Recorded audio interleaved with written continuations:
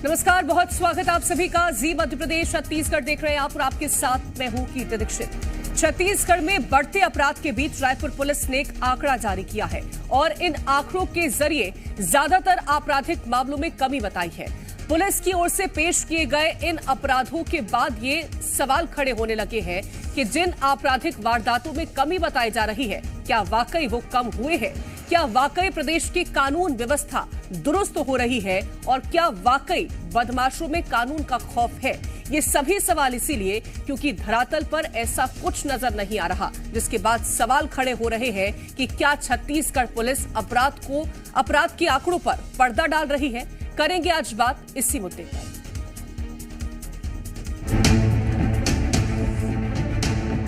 छत्तीसगढ़ अपराध का गढ़ बन चुका है और जिस पुलिस को इन अपराधों को रोकने की जवाबदारी है वो खुद कटघरे में खड़ी है। डीजीपी से लेके आईजी से लेके गृह मंत्री से लेके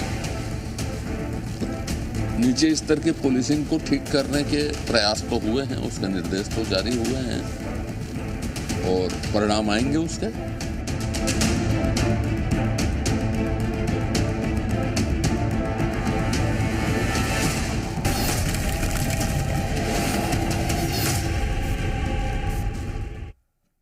तो सबसे पहले आपको छत्तीसगढ़ से आए कुछ अपराध की तस्वीर दिखाते हैं, जो वारदात इस बात की तस्दीक कर रही है कि प्रदेश में कितना अपराध कम हुआ है, खासकर राजधानी रायपुर में। यह रिपोर्ट देखिए।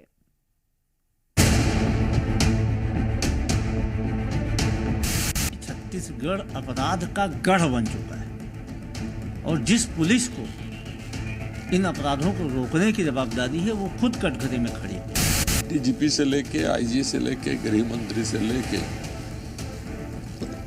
नीचे स्तर के पुलिसिंग को ठीक करने के प्रयास तो हुए हैं, उसके निर्देश तो जारी हुए हैं और परिणाम आएंगे उसके।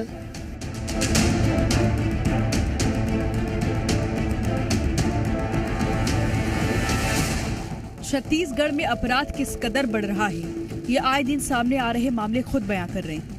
इन मामलों के लगातार सामने आने के बाद छत्तीसगढ़ वासियों का सरकार से केवल एक ही सवाल है कि आखिर उनकी सुरक्षा के लिए कौन से कदम उठाए जा रहे हैं, क्योंकि हर दिन सामने आ रही अपराध की वारदात लोगों को डरा रही। एक बार फिर राजधानी रायपुर से शर्मसार कर देने वाली वारदात सामने आई, जहां 26 साल की युवती के साथ दुष्कर्म की वारदात को अंजाम दिया गया। पीड़िता की शिकायत पर पुलिस ने मामला दर्ज कर आरोपी को गिरफ्तार किया। थाना टिकरापारा में यह रिपोर्ट कराया गया था, जिस पर से आरोपी अभिषेक दुबे उम्र 34 वर्ष को गिरफ्तार किया गया है। प्रकरण में विवेचना करके अग्रिम कार्रवाई की जा रही है। तो वहीं दूसरी ओर कांग्रेस ने एक वीडियो शेयर कर कानून व्यवस्था पर सवाल खड़े किए हैं। इस वीडियो में इलेक्ट्रॉनिक्स शोरूम में घुसकर लाठी डंडों से लैस बदमाश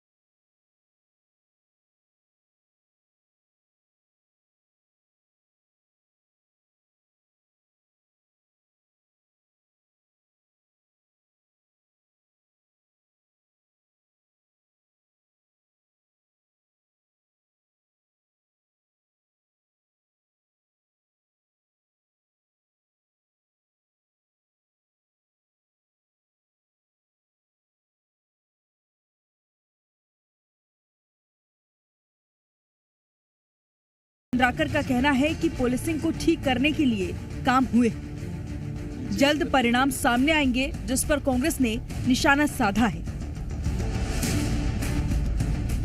डीजीपी से लेके आईजी से लेके गृह मंत्री से लेके नीचे स्तर के पुलिसिंग को ठीक करने के प्रयास तो हुए हैं, उसके निर्देश तो जारी हुए हैं और परिणाम आएंगे उसके। बहानेबाजी करने के बजाय पुलिसिंग को दुरुस्त करने के लिए, कानून व्यवस्था को सुधार में लाने के लिए कार्य करना चाहिए। अजय चंद्राकर जी 1 साल होने जा रहे हैं आपकी सरकार को, रोज हत्या हो रही है, बलात्कार हो रही है, डकैतियां हो रही हैं और आपकी पुलिस आंकड़ेबाजी कर रही है। छत्तीसगढ़ की कानून व्यवस्था लगातार चरमराती जा रही है। हर दिन सामने आ रही वारदातें ये बताने के लिए काफी हैं कि पुलिस कितनी मुस्तैदी के साथ अपराधियों के खिलाफ कार्रवाई कर रही है। ब्यूरो रिपोर्ट, जी मीडिया।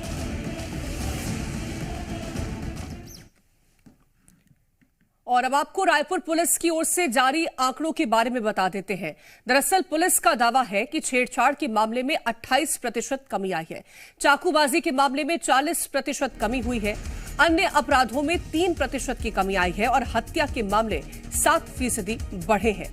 आबकारी मामलों में बढ़ोतरी हुई है, छेड़छाड़ यौन हिंसा में 28% की कमी हुई है, दुष्कर्म के मामलों में 8% की कमी आई है और चोरी के मामलों में 9% की कमी आई है। इसी के साथ ही मारपीट के मामलों की बात करते हैं तो मारपीट के मामलों में 3% की कमी बताई गई है। अब आपको बताते हैं कि साल 2023 के अनुसार साल 2024 में कितनी आपराधिक वारदातें सामने आई हैं। फरवरी महीने से अब तक की बात करते हैं तो प्रदेश में आईपीसी और बीएनएस के तहत 7,970 अपराध के मामले दर्ज किए गए।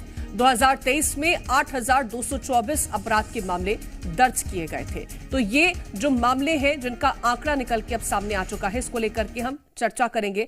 हमारे साथ रायपुर से सत्यप्रकाश जुड़ गए हैं, गौरी शंकर दुबे जी हमारे साथ जुड़ गए हैं, रिटायर्ड पुलिस अधिकारी हैं। बहुत स्वागत है गौरी शंकर दुबे जी आपका। आपके पास आऊंगी मैं, लेकिन उससे पहले सत्यप्रकाश का एक बार रुख करती हूं। सत्यप्रकाश, क्योंकि पुलिस का यह दावा है कि जो वारदातें हैं उनमें कमी देखने को मिली है, हालांकि हत्या के मामलों में इजाफा पुलिस ने इस बात को स्वीकारा है, लेकिन क्या धरातल पर इस तरह की स्थिति देखने को मिलती है? जिस तरह से पुलिस का कहना है कि काफी मात्रा में अंतर देखने को मिला है पिछले साल के मुकाबले इस साल में। देखिए, सबसे बड़ा सवाल तो ये है कि क्या आपराधिक घटनाओं के आंकड़े भर से अपराध रुक जाएंगे? क्या चाकूबाजी की जो घटनाएं पिछले दिनों में दिखाई लगातार दे रही है वो रुक जाएगा? क्या जिस तरह से दुकान में घुस के एक को दौड़ा के दुकान में उन लोगों के सामने जो लोग वहां कस्टमर हैं, परिवार के साथ हैं, वो डरे सहमे हैं और उनके सामने लाठी डंडे से पीटा जा रहा है, या क्या उन आंकड़ों की वजह से क्या ये रुक जाएगा? देखिए, आंकड़े पिछली सरकार के दौरान भी हमने देखा था जारी होते थे और इस दौरान भी आंकड़े जारी हुए हैं।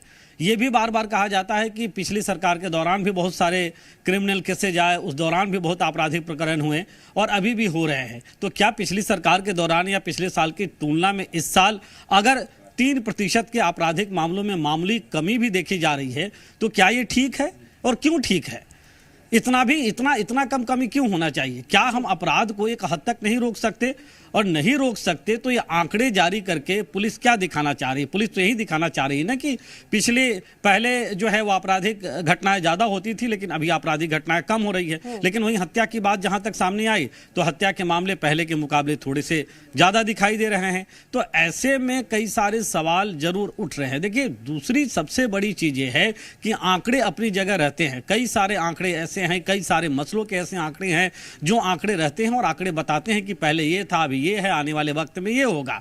लेकिन जमीनी हालात क्या दिख रहे हैं? जमीनी हालात जो दिख रहे हैं तो स्पष्ट तौर पे दिख रहा है कई ऐसे मामले हैं जहां गुंडों के बीच, बदमाशों के बीच पुलिस का खौफ बिल्कुल नहीं दिख रहा है और ऐसे बहुतायत में मामले सामने प्रदेश के अलग अलग हिस्सों से निकल के आ रहे हैं और रिपोर्ट्स भी तमाम दिखा भी रहे हैं हम लोगों ने और दिखाए भी है। अब कांग्रेस ये कह रही है इस आंकड़े को लेकर कि जरूर पुलिस की फाइलों में जो है वो प्रदेश के आपराधिक जो है वो मामले को पहले से कम दिखाया जाता रहा हो, लेकिन ये किताबी बातें हैं। जबकि जो है वो पुलिस को इसके बजाय अपराध रोकने पे काम करना चाहिए। हालांकि भारतीय जनता पार्टी की सरकार के अपने तर्क है और कह रहे हैं कि निर्देश दिए गए हैं, पुलिस जो है आगे कार्रवाई कर रही है। लेकिन सबसे बड़ा सवाल जो यही उठ रहा है कि प्रदेश में जिस तरह से आपराधिक घटनाएं पिछले दिनों से हो रही हैं, हत्या जैसी वारदातें हो रही हैं, चाकू लहराया जा रहा है, तो क्या सिर्फ आंकड़े जारी कर देने भर से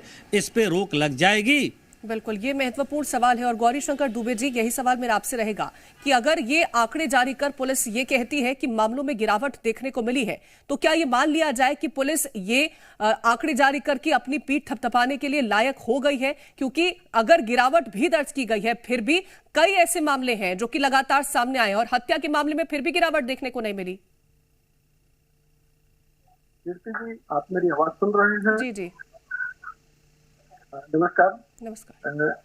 जैसा आपने बताया कि गवर्नमेंट या पुलिस विभाग अपराधों की आंकड़े बता रही है और कमी होना बता करके अपना पुलिस थपथपा रही है। दरअसल ऐसा नहीं है। जो फैक्ट है उसको पुलिस के अधिकारी बता रहे हैं। हम थोड़ा लिख से हट के यदि बात करें तो पूरे देश में कितनी जनसंख्या है, कितने पुलिस हैं, पुलिस के ऊपर कितना बोझ है, पुलिस के ऊपर कितना उसको क्या कहना चाहिए संसाधन उपलब्ध है, इन सब बातों को यदि हम ध्यान दें तो आपको भी यकीन होगा, मुझे लगता है कि हम अन्य प्रदेशों की तुलना में बहुत कुछ ठीक स्थिति में। रहा सवाल गवर्नमेंट के ऊपर की बात करें, गवर्नमेंट सरकार के ऊपर बात करें, सरकार निश्चित रूप से संवेदनशील है और जैसा मैं समाचार में पढ़ता हूँ, न्यूज देखता हूँ, माननीय सीएम साहब का, गृह मंत्री महोदय का बराबर वक्तव्य आते रहता है। पुलिस के जो बड़े सुपर ऑफिसर है उनको निर्देश दिए जा रहे हैं और हम थोड़ा पुलिस पर विश्वास रखें कि आने वाले समय में निश्चित है हमारे प्रदेश में भी और बेहतर पुलिसिंग देखने को मिलेगी। हाँ, आपके माध्यम से पुलिस के हमारे जो उच्च ऑफिसर हैं उनसे मेरा निवेदन है कि पुलिस की जो बेसिक पुलिसिंग कह सकते हैं या जो पुराना तरीका है, जेल से कितने आरोपी अपराधी छूट रहे हैं उन पर ध्यान दिया जाए। कितने, वैसे हालांकि इस बात को सभी जानते हैं, ऐसा नहीं है कि मैं ही उनको सजेस्ट कर रहा हूँ या रास्ता दिखा रहा हूँ, फिर भी पुलिस के ऑफिसरों को चाहिए कि बेसिक पुलिसिंग को ध्यान दें। हालांकि उनके ऊपर वीआईपी ड्यूटी और एक्सीडेंट, ये बहुत सारे ऐसे फैक्टर हैं जिन पर तत्काल निर्णय लेना पड़ता है और उसको देखना पड़ता है। तो कीर्ति जी, आप भी और आपके माध्यम से पूरे देश के लोगों से मेरा निवेदन है कि पुलिस पर थोड़ा विश्वास रखें, सब्र रखें। बिल्कुल, पुलिस पर विश्वास रखने की जरूरत तो है, लेकिन अगर इस तरह के मामले सामने आते हैं तो कहीं ना कहीं लोगों का विश्वास डगमगा जाता है, क्योंकि दिन दहाड़े इस तरह की वारदातें सामने आती हैं। हमारे साथ धनंजय सिंह ठाकुर जी जुड़ गए हैं, प्रवक्ता है बीजेपी के। बहुत स्वागत है धनंजय जी आपका। धनंजय जी, जिस तरह से आंकड़े पुलिस ने जारी किए और उनका ये कहना है कि पिछली सरकार के मुकाबले और पिछले साल के मुकाबले आपराधिक जो वारदातें हुई हैं उनमें इजाफा नहीं हुआ बल्कि गिरावट देखने को मिली है, क्या कहेंगे इस पर? देखिए, मुझे ऐसा लगता है कि पुलिस विभाग ने जो आंकड़े जारी किए हैं इस बात का प्रमाण है कि पुलिस विभाग पीड़ितों का एफआईआर दर्ज नहीं कर रही है। चाहे चाकूबाजी की घटना हो, चाहे छेड़छाड़ की घटना हो, चाहे लूटपाट की घटना हो, चाहे अन्य प्रकार के जो अपराध हो रहे हैं जिसमें पीड़ित पुलिस के पास जाकर एफआईआर दर्ज करने की बात कर रही है। अगर वो सारे एफआईआर अगर पुलिस विभाग ईमानदारी से दर्ज कर दें तो भारतीय जनता पार्टी की सरकार में कितने प्रकार से अपराध हो रहे हैं वो जनता के बीच उजागर हो जाएगा। ये सिर्फ सरकार की नाकामी और अपनी नाकामी को छिपाने के लिए इन्होंने वो जो आंकड़े जारी किए, आंकड़े संदेहास्पद है। जिस प्रकार से आप देखेंगे, कोई सा भी अखबार नहीं बचता प्रदेश में, कोई सा भी न्यूज चैनल नहीं बचता जिसमें रोज आपराधिक घटनाओं की चर्चा ना हो, आपराधिक घटनाओं की खबरें ना हो। वैसे में पुलिस विभाग के आंकड़े खुद ही संदेह स्पष्ट कर रहे हैं कि पुलिस विभाग कितना जागरूक है, कितना जनता की सुरक्षा के लिए तत्पर है और कितना उनको कानूनी लाभ दिला रहा है। ये आंकड़े संदेहास्पद हैं। ठीक है, राजीव चक्रवर्ती जी हमारे साथ जुड़ गए हैं, बहुत स्वागत है बीजेपी से पक्ष रखने के लिए। राजीव चक्रवर्ती जी, अभी हमने सुना धनंजय सिंह ठाकुर को, उनका साफ तौर पर कहना है कि ये जो आंकड़े पुलिस ने जारी किए हैं, पहले तो ये आंकड़े विश्वसनीय है नहीं, संदेह इन आंकड़ों पर, और सही तरीके से एफआईआर भी दर्ज नहीं हो रही है, ये भी आरोप लगा रहे हैं। देखिए, कांग्रेस के समय कोई एफआईआर ही दर्ज नहीं होता था, इसलिए ये एनसीआर की बात करते थे, नेशनल क्राइम ब्यूरो की बात करते थे। आज तो शायद सरकार ने और मोदी जी ने ऑनलाइन क्राइम की बात कह दीजिए, ऑनलाइन एफआईआर हो सकता है और ये अधिकार हमारी सरकार ने दिया है। और जितने ऑनलाइन एफआईआर होते हैं या समक्ष सीधे एफआईआर होते हैं, उसकी पूरी गणना और उसकी पूरी रपट आपके सामने है। तो कांग्रेस पार्टी अपने कुकर्मों को पहले देख ले, किस प्रकार से कॉल स्कैम हुआ, इस प्रकार से अपराधियों की शरणार्थली बनी हुई थी छत्तीसगढ़, आज अपराधी जा रहे हैं, भाग रहे हैं, भूमिगत हो रहे हैं, इसका कारण केवल हमारी सरकार है। लेकिन धरातल पर क्या राजीव चक्रवर्ती जी आपको ये स्थिति देखने को मिलती है? जिस तरह का खौफ आप बता रहे हैं पुलिस का, क्या उस तरह का खौफ आपको वाकई में देखने को मिलता है? अगर होता तो हत्या के मामलों में इजाफा नहीं होता। और जिस तरह से आप कह रहे हैं कि कांग्रेस के टाइम पर मामले दर्ज नहीं होते थे, तो अगर पुलिस खुद आंकड़े जारी करके ये कहती है कि पिछली सरकार में तो मामले ज्यादा थे, तो फिर तो ये बात कहीं ना कहीं फिर दो तरह की बात हो गई ना। दो तरफ की बात नहीं हुई, एक ही तरफ की बात है। कांग्रेस अपराधियों का कोई एफआईआर इनकाउंटर आम आदमी करते नहीं थे। आज तो ऑनलाइन एफआईआर दर्ज हो जाता है, तो आंकड़े सामने हैं। कांग्रेस दर्ज नहीं करती थी, उसके बाद भी दर्जनों होते थे। पुलिस कैसे कह रही है कि पिछले साल के मुकाबले अब आंकड़ों में कमी आई है? सुधार बिल्कुल, अपराध में कमी आई है, इनकाउंटर हो रहे हैं, अपराधियों को झारखंड से पकड़े जा रहे हैं, और कोई भी अपराध करता है वो सीधे सीधे पकड़े जाते हैं। हफ्ते के अंदर पहले तो अपराधी भाग जाते थे और घोषित किया जाता था कि फरार है। देखिए, मैं नम्रता से स्वीकार कर रहा हूँ, छत्तीसगढ़ में पिछले 5-6 वर्षों में अपराध बढ़े हैं, लेकिन अपराधियों पे अंकुश लगना और उन पर प्रहार लगना शुरू हो चुका है। और ये आपको दिख रहा है कि किस प्रकार से गिरावट आ रही है। और ये देखिए, पूरी विश्व की समस्या है कि जो अपराध बढ़ रहे हैं जिस प्रकार से, लेकिन हम अपराध पर अंकुश लगाने की ओर हमारा कदम बढ़ चुका है। और जब कदम बढ़ चुका है तो अपराध भी कम होंगे और हम अपराध को पूरी तरह से सफाया कर देंगे। ठीक है, एक दूसरे पर आरोप तो आप लगा रहे हैं, लेकिन प्रदेश में स्थिति क्या है वो आप दोनों बेहतर समझते हैं। बहुत शुक्रिया आप दोनों का हमारे साथ इस चर्चा में जुड़ने के लिए। सत्यप्रकाश, क्योंकि कई ऐसे मामले होंगे जो कि दर्ज होते हैं और कई ऐसे मामले होंगे जो कि दर्ज नहीं होते हैं, तो क्या उन मामलों को इसमें कैसे गिना जाए?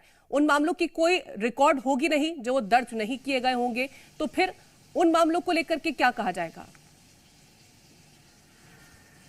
देखिए, उन मामलों को तो कोई भी सरकार है, चूंकि वो रिकॉर्ड में आता ही नहीं है, तो सिर्फ आरोपों में रहता है वैसे मामले। देखिए, आरोप सिर्फ राजनीतिक दलों के ही नहीं रहते हैं, आरोप कई सारे ऐसे मामले हैं जिसमें एक पक्ष का भी रहता है। और कई दफा ऐसी भी खबरें सामने निकल के आती है कि बार बार पीड़ित जो है वो थानों के चक्कर लगा रहा है, लेकिन प्रकरण दर्ज नहीं हुआ। बाद में उच्चाधिकारियों से शिकायत करने के बाद वो प्रकरण दर्ज होता है। कई दफा ऐसी भी शिकायतें आती है, ऐसी भी खबरें आती है कि मामला जो है वो दबाने की कोशिशें हुई है। तो ये ऐसी चीजें हैं जो रिकॉर्ड में नहीं आती है। हाँ, ये जरूर है कि कई दफा ऐसी चीजें रहती है जो आरोपों में रहती है, और कई दफा वो आरोप जमीनी स्तर पे जब देखा जाता है तो बहुत पुष्ट नजर आते हैं। गौरी शंकर दुबे जी, मेरा एक सवाल आपसे रहेगा और इन्हीं आंकड़ों से जुड़ा हुआ सवाल रहेगा। क्या सब कुछ बेहतर चल रहा है और हमारी पुलिसिंग व्यवस्था बेहतर चल रही है? क्या यह भी एक मेजर कारण हो सकता है कि उस हिसाब के आंकड़े दर्ज ना किए जाते हो? क्योंकि कई बार हमने देखा है, जिस तरह से सत्यप्रकाश ने कहा कि पीड़ित कई बार चक्कर लगाता है, लेकिन उसके बावजूद भी रिपोर्ट दर्ज नहीं होती।